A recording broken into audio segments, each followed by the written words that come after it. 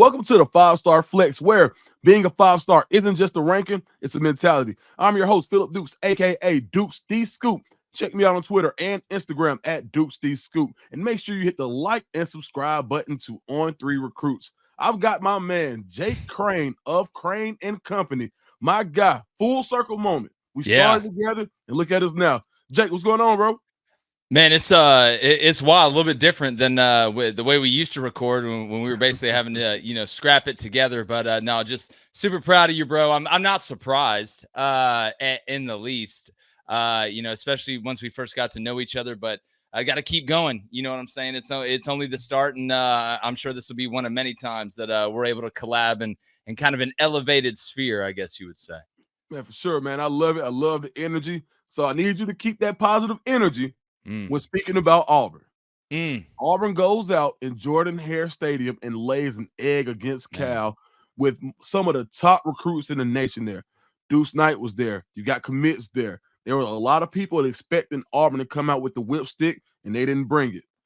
What does Auburn need to do to right the ship on the field right now? Well, again, it's funny how different kind of the recruiting aspect to the in-game aspect differs. But as far as what Auburn has to do going forward, Hugh's caught in a rock and a hard place right now. We know that the Auburn roster isn't very deep. It's not very diverse. It's pretty dadgum good in some places and not so good in the others. But it starts with the quarterback position, obviously, and that's what a lot of the talk has been about. The quarterback gets way too much credit. He always gets way too much blame. And it's not all on Peyton Thorne. I mean, the offensive line, especially at the tackle position, has struggled.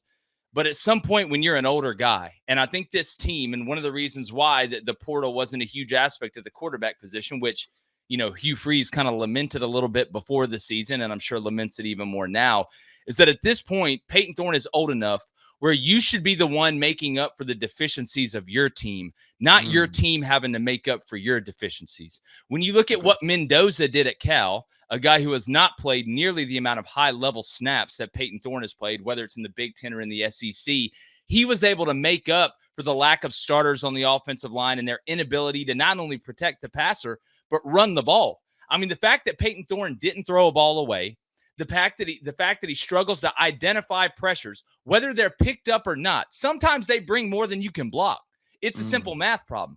And a guy that's daggum near 30 years old ought to understand you got to replace the blitz with the ball. That's the way that this works. That's what Mendoza did. Or, hey, we got one-on-one on the outside. They're bringing heat. Let me put this thing up and really kind of underthrow it so my guy can come back and get it. That's what Cal was really doing to Auburn. So it's almost like you're having a freshman who's a senior at quarterback that you're trying to hide when he's the guy that, again, still struggles to make good decisions. We saw that last year. I don't know how you can start on that first drive and be so on point, so on rhythm, and just totally forget, like Drew Barrymore from 51st States or whatever it is, for the rest of the game. It's just at some point, I've said this about DJU, I've said this about Joe Milton, you are who you are. Like if somebody shows you who they are enough, you have to believe them. And right now, Auburn has a below average quarterback on really an average overall roster. So if you're Hugh Freeze, the question isn't, is Peyton Thorne any good? It's what do we do now? Because if Peyton Thorne hadn't been replaced, that means you don't trust what's behind him. So what you think you're going to put out there instead of him is going to be worse. But how can you sit here and have a guy play this bad over and over and over again and never be replaced, and then still have the credibility to look at the left guard when he plays bad and says, man, we're going to give another guy a shot, or tell a corner, hey, you're not playing good, we're going to give another guy a shot? You can't do that if you're Hugh Freeze. So do you play the guy who unfortunately is your best player at a very important position, even though he's not very good, and lose credibility in the locker room? Or do you put a guy out there who you may think is going to do worse? But Dukes, I know what I would do. I would rather have a young guy throw 4 interceptions than an old guy do it over and over and over again. I'd rather be young and stupid than old and blind. So Hugh Freeze is in a tough situation. That's why, again, I think you heard him say it.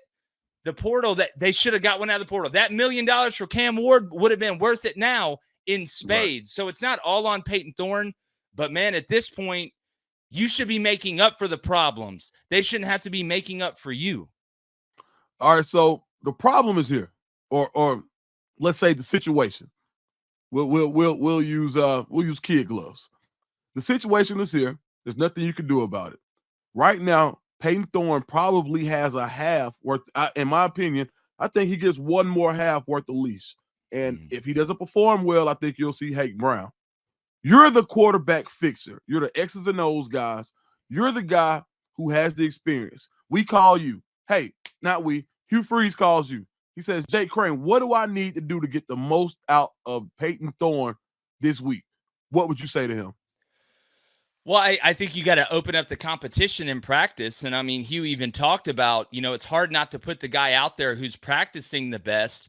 But Dukes, we all know some guys practice better than they play, and some guys play better than they practice. Just like some people make straight A's in law school and graduate cum laude or whatever from Columbia, but they get in the courtroom and they can't get anything done. They just start mumbling. Like some people go to cooking school and they're amazing when the instructor's in there telling them what to put in, but they open up a restaurant and they can't make toast. I mean, we see this in every aspect of life. So I think you got to open up the competition during this week in practice, which I think he's doing.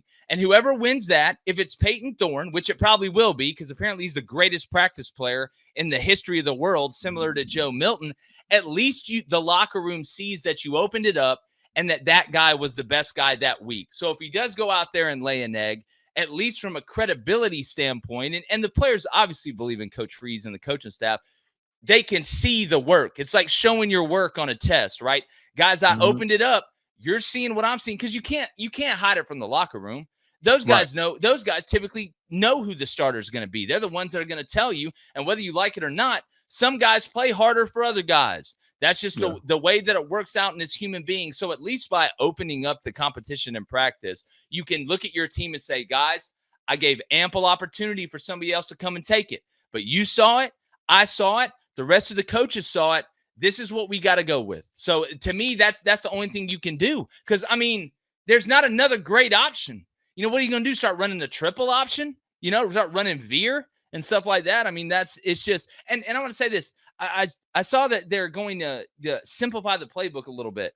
Man, I really hope that's for other position groups, because if that's for a quarterback that's in his fifth year and you're having to simplify it for him to understand it after being here for 2 years, that's a bad problem. And that's tough. I hope it's because the receivers are young, or maybe the offensive line isn't communicating great, because if that's on the quarterback, then the problems are even worse, because at least I thought, hey, this guy's very cerebral. If he can't understand that Keandre Lambert-Smith is running wide open on an over on 4th and 2. Now, I don't know if his primary read was that they said if Cam Coleman they got skinny on the outside and they're playing man-on-man, let him go eat. But the amount of open guys, and Hugh Freeze talked about this, that Peyton Thorne miss. I mean, I don't know one word of terminology outside of basic stuff in that playbook, and I could have gone out there and made better reads in big situations. All right, so we're looking at it from a holistic standpoint. How does this impact recruiting? And if you were on Auburn's recruiting staff, matter of fact, let's just start there. If you're on Auburn's recruiting staff right now, what do you tell the top recruits in order to keep this class together? Well, I think obviously it's position specific. The first thing I'm going to ask is how much is it going to cost? Because that's what you got to ask now in the NIL era. But just from letting you understand, a lot of people would think, hey, man, like, don't just forget that game. Just don't worry about that game. That's a minor thing. No, I don't want you to forget that game, especially if you're Deuce Knight. I want you to watch everything that just happened on that field. I want you to see what was around it. All Auburn showed up. They always show up. This place is always going to be lit. Good, bad, indifferent. They're going to stick together. The difference is what we don't have is you. If for us to have that to stop happening, we have to have you. You can come in, because these guys want to play early. You want to come in and you want to play, you just saw your opportunity. I don't want you to forget that game. A lot of people, coming out of college, they would love to go straight to Goldman Sachs or, Georgia or one of these places that's already a built machine. It's one thing to be a cog in the machine. It's another thing to be a conductor. I want you to be a conductor. You'll be remembered forever. You won't be a chapter. You'll be a whole damn book. So Mm. I want you to see what happened on the field because we are one of you away from fixing it and watching all those people around, right, turn you into a legend instantly. So just hurry up and come on because there's not a lot of waiting. I can't promise you you're going to start, but I can promise you you're going to be in a better position to go win a starting job than any other place you're going to go in front of 90,000 people in a place that lives and dies and breathes. And in their way of life is this football program. It's what feeds the city, and you can be the one with the ladle in your hand. Wow. Hey, that's pretty impressive. I can tell you've done a little recruiting before. I Yeah, love I did it for about 10 years. So it's because I always tell people in recruiting, like everybody looks at recruiting from their perspective. Like you got to look, like I put on social media the other day after the game. I was like, man, maybe one silver lining is Deuce Knight looked at the quarterback play and said, man, I can come in there and play. And people were like, oh, if you're going to start a true freshman, you're going to be screwed in the SEC. Dude, you're looking at it from your way. Look at it from all these guys think they're going to the NFL. You understand that? All their parents think they're going to the NFL. Their aunties, their uncles, their grandfathers, their grandmamas, they think they can come in and play right away. And it's not that you're tricking them. You want that. I want guys to want to come in and play. So people got to stop looking at recruiting through themselves. You know, I'm 34 years old. I don't look at recruiting through 34-year-old Jake sitting on the couch. You know, I look at it through what is this 18-year-old that's a 4 or 5 star that's being told he's the next biggest thing, that thinks he can come in here and play and just watch that on the TV. I'm trying to get you to go there. I'm not trying to get Trevor, that's 37 and a great real estate agent, to come and play quarterback at Auburn. No, I'm not. I'm trying to get Deuce Knight, who views himself through his own eyes, to come play at Auburn. All right, speaking of quarterbacks that have made an immediate impact, we got to talk about the true freshman feat, Dylan Raiola at Nebraska. Talk to me about how he started so far in his first 2 games and what that meant to Nebraska's program by getting a guy like that and having him start. Yeah, well, I mean, you're going to need 2 pairs of sunglasses. The future's so bright there in Lincoln, and good for them, man. They've been wandering around lost for so long. It's such a storied and tradition program. It's great for the game when Nebraska's relevant, just like with Miami. You know, we can sit here and talk about, you know, his arm talent, his ability, you know, to hit every layer of the defense, whether it be the short game, intermediate, you know, the deep third. We can talk about his ability to throw off platform, rolling right, rolling left, extending the play in the pocket, extending the play outside of the pocket. And he's doing all that. And if you're going to cosplay as anybody as a quarterback, Patrick Mahomes is a great guy to cosplay at. I don't think that's an insult when people say it. I think it's a compliment. But I think the thing that stands out to me the most about Dylan is his maturity as a player. You can tell that he was raised in a football family. You can tell that he's been around offensive linemen too, because he understands the importance of what's going on in front of him. Because it's not just about understanding the route combination, obviously. It's not just understanding, hey, I probably need to throw the check down here, probably need to throw the ball away. He understands protections. He knows what he's doing, and it takes so much pressure off the other guys because they realize his football IQ. It's reverse Peyton Thorne. Like, you got a freshman that his IQ and mentality during the game is like a senior. Everything is slower for him as opposed to everything still being sped up and looking like Panic and Skywalker out there at quarterback, like we see in other spots. But he's just the complete package as a player. You don't hear him saying anything crazy in the media, right? He never really makes it about himself. He understands how this game works at a very, very high level. And he also has that quiet confidence that I know I can make every throw, but that doesn't mean I got to go out there and put our guys in a bad situation. And you get him for 3. You can only have him for 3 years, but you get him for 3. So everybody's going to talk about his physical ability and his wiggle. He's a little bit quicker than what he looks like. And we talked about extending the play, but I think it's his maturity at such a young level that not only shows itself on game day, but I think it relaxes everybody else. Because I don't know if you've noticed, Nebraska guys are making plays on offense they haven't made in a while. You weren't getting that last year because they were just hoping to God Jeff Sims could catch a snap. So if you're a Nebraska fan, man, what a time to be alive. Speaking of Nebraska's supporting cast, right now we see Nebraska recruiting at a very high level. So they first of all, they got a 5-star quarterback already. They were really close for a 5-star offensive tackle, David Sanders. Michael Terry, 5-star out of Texas. They're really close on him.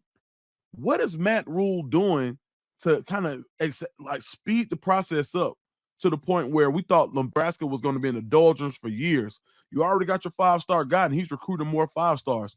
What is Matt Rule selling to the top talent in the country? Well, I think Matt Rule's genuine, man. I mean, I think it's the same thing you hear when he gives these pregame speeches. Like, when do pregame speeches really hit the hardest? Not just when somebody's yelling. Anybody can go in there and yell.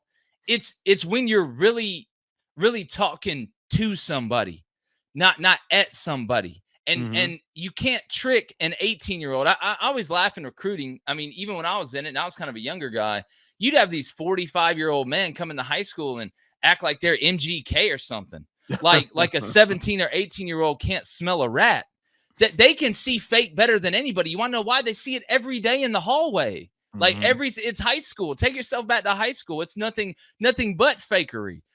So right. I always used to laugh too, and people I respect and used to say, well, look at Nebraska's location. Well, man, if this was 1814, maybe, but like we got planes and like the ability to go. Like if that's the case, no, man, Hawaii, nobody would ever gone there.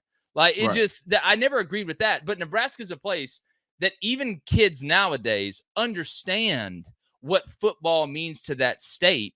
And even kids nowadays, there's nothing cooler to an 18-year-old than to make something cool again. Why do you think fashion cycles always happen? Yeah, man, right. Georgia's been cool for a minute. Bama's been cool for even longer. Ohio State, all of that. You know what's cool? Let's turn Nebraska into a monster again. So what I think you're seeing is Matt Rule's got a great combination going. You got a golden egg place that has a ton of tradition and passion and loyalty that are going to show up. Look at the sellouts every single week. You got the facilities. You got the NIL money. And now you got a guy that can go in there and look right at an 18-year-old, because really you're talking to the parents or you're talking to the guardian. That's how you really recruit. Not that you don't talk to the kid, but most of the time the kid ain't making the decision, believe it or not. Sometimes they are. Sometimes they say they are, but they're not. You're talking to the parent, and you're asking that parent for their most prized possession in the world. There's nothing you can sit down in a living room and ask for that is worth more than their child's life. And you're asking for 3, 4, 5, heck, nowadays, maybe even 8 years of that child's life. So you can't go in there and be fake and just say all these good things and it's never going to be bad. I think Matt Rule has gotten this coaching staff to really swim in one direction of, we're Nebraska. We got to make sure we go in there and be confident as Nebraska, but we also got to be genuine. I think it's not a trick. It's being real. It's actually easier than trying to trick somebody. So that's where I think Matt's different, man. You mentioned Georgia as being cool for longer, right? Mm-hmm. How are they staying cool? They are still currently at the top of the recruiting rankings. What is Kirby Smart doing to keep them in the upper echelon? Well, it's a bunch of things. Georgia's and I got to give credit to Georgia Tech. Brent Key's doing some good things over there. I know they just lost to Syracuse, but Georgia, it's somewhat similar to LSU, but not as much to a degree. That you're the big time school in the state. Like there's not even really an Auburn to an Alabama, right? There's not even really a Mississippi State to an Ole Miss. Again, all due respect to Georgia Tech, and it's kind of a different animal there. But we know Georgia runs that state, and I'll make the argument to the death of me, Dukes, that per capita, the state of Georgia has got the best high school talent in football, basketball, and baseball. Said per capita, right? And I think 80% of coaches, maybe even more, would probably agree with me. And a lot of those kids want to stay in state. Plus, Georgia's been winning at a very high level. And Kirby can get you fired up too now. Like Kirby, kids gravitate to Kirby because, again, he's real like Matt, but he's also super intense. There's a certain type of person that operates well under Kirby Smart. But just like Bama, like NIL is important. You can make a lot of money in NIL. But if you're a real deal player, that money comes in the NFL. And Georgia is a pipeline to the NFL. Now you can get paid to play in college. We'll make you rich forever in the NFL. So you got a state that's unbelievably rich in talent. You've got a team that is dominant and has stayed dominant and showed staying power with a head coach that ain't going anywhere. Kirby don't want to go to the league. We all know that. He watched Nick Saban do it, and Nick couldn't run back to college faster, right? His mentor. And you got a guy that is fun to play for, and you're going to be surrounded by really good players, which makes your job easier, therefore getting you to the NFL easier. And another thing I don't think people talk about enough in the recruiting game is winning isn't just huge for recruits because it's, yeah, you're going to get a ring. The more games we win, the bigger games we play in. The bigger games we play in, the more tape I can send to the league against other guys that are going to the league in big situations. And all tape is not created equal. The game against New Mexico is not nearly looked at in the same prism from NFL scouts as the game against Texas. So if you're able to ball against Texas, you can go from the third round to the first round. You ball against New Mexico, you can probably go to the third round, to late second, maybe mid-second. So the more opportunities I have in big moments with all eyes on me against NFL caliber players, the more money I'm going to make in the back end. It's a business decision. It has been for a while, and it's even more so nowadays. I want to dig into that a little bit. So UGA has huge games on the docket. They've got Bama and they've got Texas. How do you feel UGA fares in each of those games? After watching Texas this past week, we talked about it on Crain and Company, that the physicality is now an adopted identity for Texas. So if you're Georgia, that's the first thing I'm sure Kirby and them looked at. I'm looking at the line of scrimmage. You can either do it at this level or you can't, and Texas can really, really do it. I tell you, Georgia's going to play well. It's going to be, it's going to be a fist fight. It is. I tell you, the one that I'm looking at that I think Georgia loses. I think Georgia beats Bama and Texas. I think they lose at Ole Miss. Oh, wow. I'm telling you, this Ole Miss team, and I know it's Furman, and they played Bishop Sycamore State or whoever the hell the first week they played. But this Ole Miss team, like we talked about all summer, then you heard Nick Saban talking about it on the line of scrimmage in depth. Why did you watch Tennessee be able to go up there and do what they did to NC State? It's not because of the system Josh Heupel runs on offense. It's because they're really good and deep in the front seven on defense and on the offensive line at offense. So it's going to be a coin flip with all those games. But which game did you not list when you said those? Ole Miss, right? Right. So not because those other names, and they should right now, even after the year Ole Miss had last year, they garner more respect and attention. So if you're saying that, and Kirby's going to say all week, it's a faceless opponent, it doesn't matter, whatever, you know the difference between here in Texas and Ole Miss. That doesn't mean that Texas is better than Ole Miss, but as a human being, those two things still don't equate to an 18 to 22-year-old, I don't think. How is Ole Miss so tough up front? What are they selling? And I know we asked this about Nebraska, but it's in Mississippi, but they've got guys from all across the country. They want to go to the Grove. What's going on down there at Ole Miss that's making that place special? Well, obviously they're hot right now. Right. It's a hot name. Lane Kiffin is a guy that every kid in the country knows. It's made Ole Miss cool again. That is a guy that's fun to play for. But the transfer portal and NIL and kind of the decision Ole Miss had made that if we're going to it's how like Auburn transformed their wide receiver room, some through the transfer portal, but really through high school, like getting these young guys in. Lane Kiffin decided, well, what's been our deficiency? Why can't we get past Georgia? Why can't we get past these big games? It's not skill position. It's not wide receivers. It's not DB. It's really not even that much of offensive line. It's the front seven on defense. So why don't we focus most of our money and most of our initiative and our NIL to plugging that hole in the ship with a little bit of high school development? So, and again, it's not about your starting four. A lot of people got a really good starting four. It's not about your starting 22. It's about your first 66. How many defensive linemen can you put in there that can actually make an impact? Or how many defensive linemen can you put in there and they can stalemate while the guys that can make an impact get a breather on the sideline? That's where Ole Miss has transformed. Not from the guys that put their hand in the ground first, but the guys that put their hand in the ground the most. The more I can rotate and roll guys in at that position that I trust, the more I can empty the tank as a starter.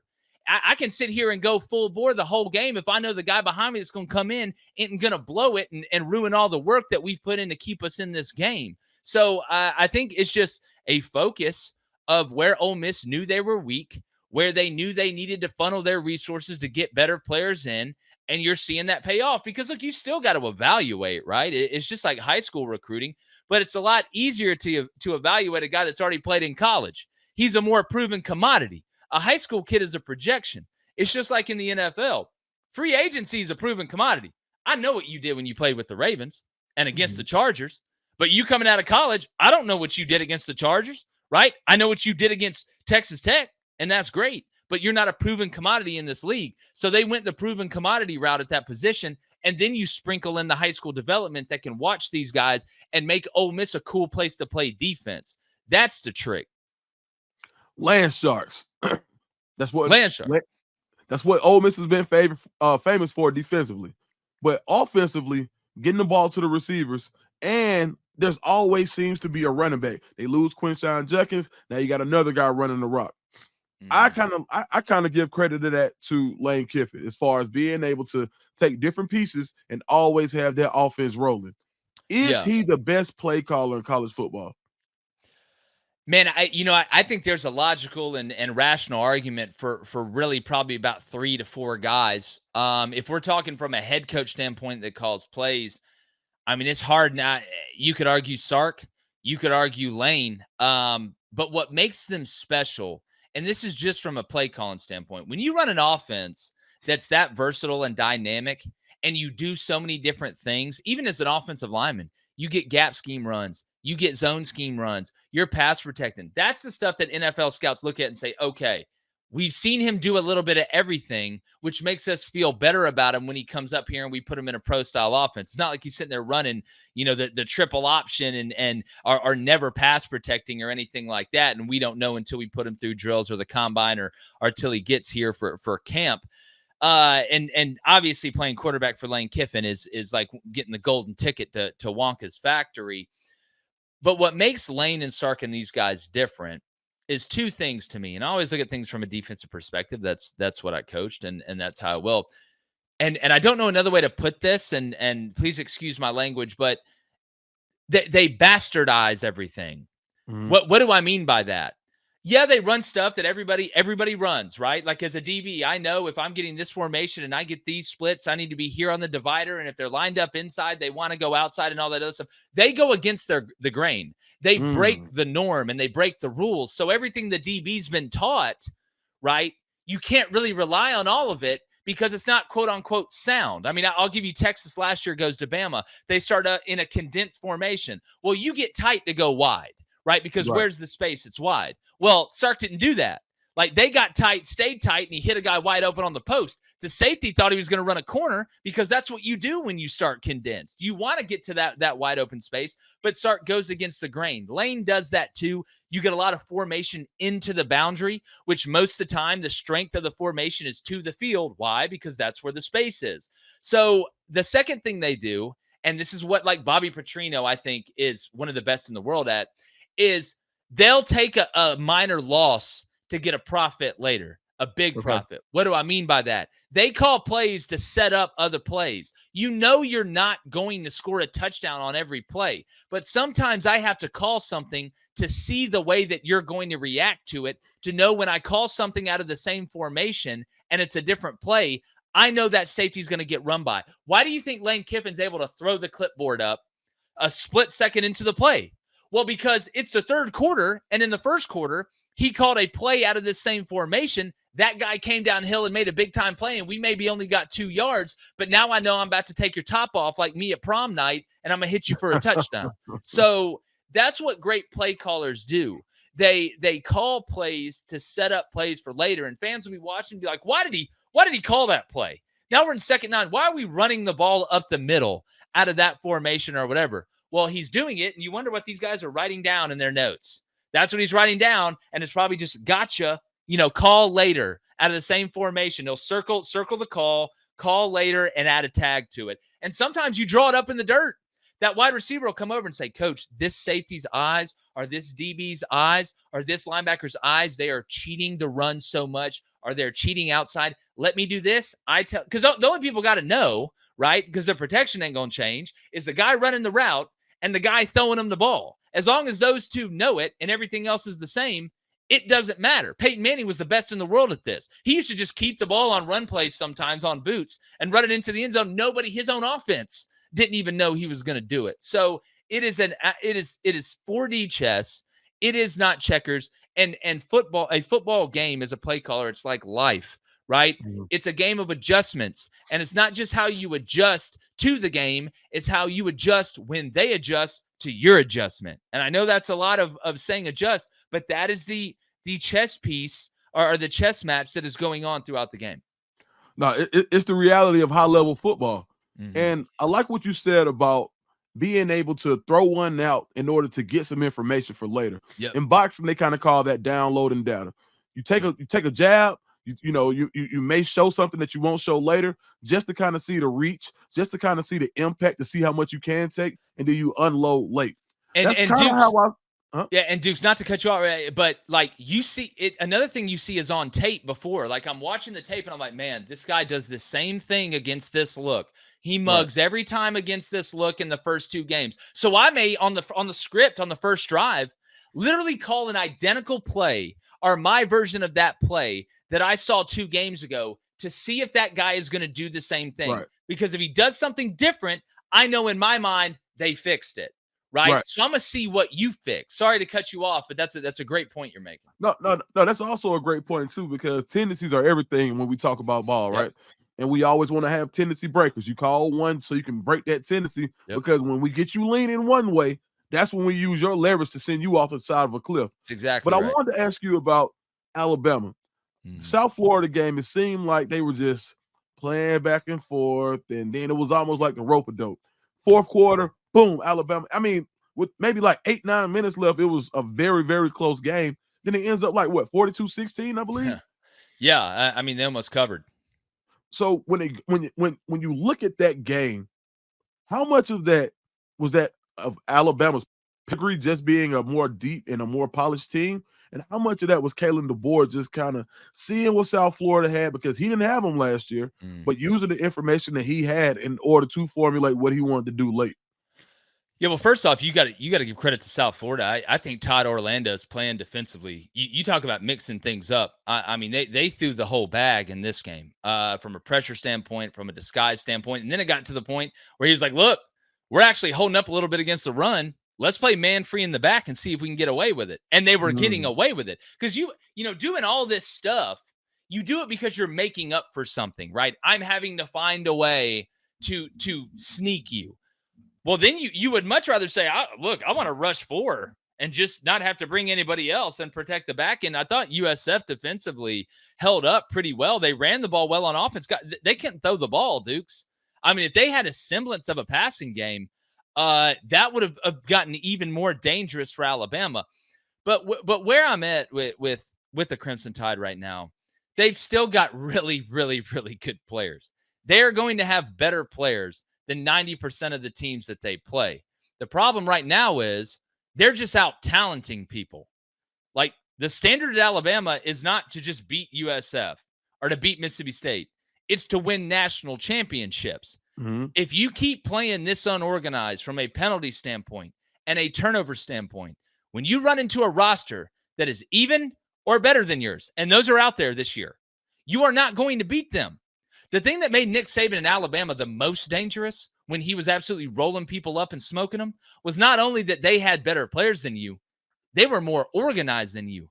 They would beat you with talent and organization. That's how you build a dynasty. This Alabama team right now is just surviving on talent alone. And you cannot win. This isn't, Alabama's so much better than everybody else, it's not going to matter. When you run into the games that you're going to run into to win a national championship, whether that's Texas, whether that's Georgia, whether that's Ohio State, hell, whether Oregon figures it out with that roster, or Miami, you are going to have to play clean with really, really good players. Kalen knows that. That whole staff knows that. And I guarantee you that's what they're harping on this week. So if you're an Alabama fan, what a high-class problem. You guys have played sloppy, and you're undefeated, and you can probably play sloppy and beat Wisconsin, because I don't think there's a guy outside of the Green Bay Packers roster in that state that can tackle Jalen Milroe. So when I look at if I'm a Bama fan looking at this, hey, we got to if we're going to do what we want to do, if we're going to do what is expected now at Alabama, we've got to play clean, or we'll go 10-2 and make the playoff and lose early and get bounced by a team with a better roster. Or we'll play sloppy enough against a team that's just okay, and we'll go 9-3 and miss the playoff. That ain't what they want. Do you feel like a disciplined Alabama team has the capability to go all the way? Yes, I think they'd have to catch a couple breaks, just because if I don't think they have the best roster in college football. I think rational Alabama fans will agree with that because they've seen what what it looks like when they have the best roster in college football, and just the game's changed so much now with the fluidity of the transfer portal and just the overall game. But this Alabama team can win a national championship. A lot of it, I think, is going to have to be with Jalen Milroe running the ball, because you can truly get a hat on a hat. And typically that's not the position you want to be in, right? Because you want to save your quarterback. But Jalen Milroe's built pretty well. He actually runs pretty smart. If you notice, he protects himself really well as a runner and still runs heavy. It's not like Jaden Daniels, where you're like, dude's a $185. Like, if you get squared up one time, they're going to be picking up pieces of you for a week. Right. This Alabama team can do it. They need to get healthy on the offensive line. But it's weird to say this. They're going to have to catch some breaks to win the whole thing. But pretty much everybody does. But Alabama, a couple more. Ryan Williams seems to be everything that he was billed to be. First of all, he already reclassed a year early. He's 17 years old, doing what some people at 22 and 23 aren't able to do, which is be dominant in the SEC at receiver. How high is his ceiling, and how big of a win was that to get him over Auburn and any other school that needed a 5-star receiver like Williams? Yeah, well, look, I don't think Ryan has a ceiling. I think he's got a sunroof. It's just, how high and until you turn into Icarus and melt in the sun. I'll say, it's funny. We're talking about Dylan Raiola and his maturity level. I think as a 17-year-old, old dude just got done trick-or-treating a couple years ago. I think as a 17-year-old, him physically is what is allowing him to do this. Like, the way his body has changed, and he understands that to play as a 17-year-old at this level, I can be mentally there. I can be fast. I can be really fast. But physically, I've got to be able to not only take hits. Everybody thinks physicality is about just taking hits. Well, yeah, that's true. But if he wasn't physically able to do it, I'd just press the hell out of him. That's what I do. I just jam him to death. Like, you're not physical to get off the line, I'm going to throw you out of the club. So I think his physicality has been able to let him translate his ability and his IQ as a wide receiver, which is another very impressive thing. This isn't a simple action, because all right, it's not just knowing what I'm going to do before the play. All right, I got the call. They may change mid-play. Like, I got to know how to stem right. I got to know how to adjust, whether we're running option routes, right? Whether me and the quarterback had talked about a certain situation where, hey, if we think that corner's in quarters because he's inside leverage, then all of a sudden at the snap, he jumps outside leverage to funnel me inside. Well, I know it's cover 2. Like, I'm dead in the flat, and I know the safety has got to take care of the corner. Like, it's a moving target. That's what makes guys special, is they can compute things while they're moving. DeAndre Hopkins may be the best in the world I've seen at this. Like, Nuke is incredible at being able to. What made Julian Edelman great? He could adjust during the route. Like, and him and Tom had such good chemistry. So it's all that, and it's unbelievably impressive. So we saw Ryan Williams staying at Bama as the first big win of Kalen DeBoer's era when it comes to recruiting. Now, you're a guy, you're right now, he's not doing the best in Alabama, the state of Alabama, but he still has the number 2 class in the country. Yeah. How do you attribute the success that Alabama's having recruiting to Kalen DeBoer having a national imprint, because he's not even getting home talent?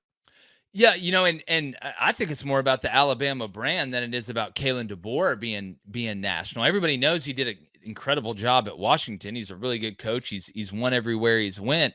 But Alabama's one of the biggest brands in the sport. You don't even have to be able to talk really well. You could have a mute sign a bunch of 4 stars at Alabama when you walk into high school with that A on your chest, because they see dollar signs. They see big time games.